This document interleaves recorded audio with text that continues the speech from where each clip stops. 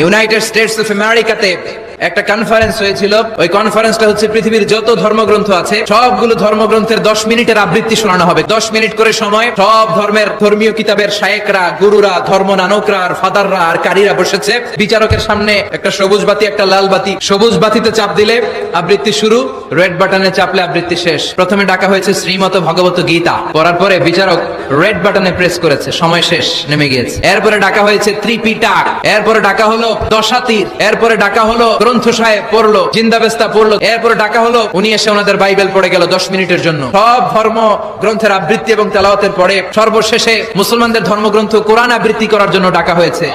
এসেছে মিশরের কারি আব্দুল বাসিত ইবনে আব্দুস সামাদ, পাতলা একটা চাদর আর জুব্বা পরে চলে এসেছে মাইকের সামনে। এসে আউযু বিল্লাহি মিনাশ শাইতানির রাজীম বলে টান দিয়েছে। উনি সূরা ফাতিহা পড়তে সময় নিয়ে নিয়েছে 13 মিনিট।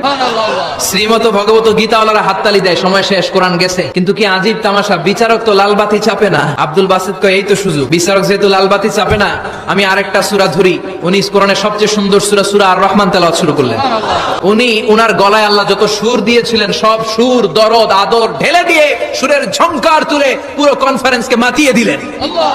30 মিনিট হয়ে যায়, লাল বাতি চাপে না। এদিকে অর্গানাইজিং কমিটির প্রধান চেয়ার থেকে উঠে এসে বিচারকের গায়ে ধাক্কা দিয়ে বলে, এই ম্যান, লাল বাতি চাপোস না কেন? ওরে ধাক্কা দেওয়ার পরে বিচারক ভূত দেখার মতো চমকে উঠছে। কি? হ্যাঁ, লাল বাতি।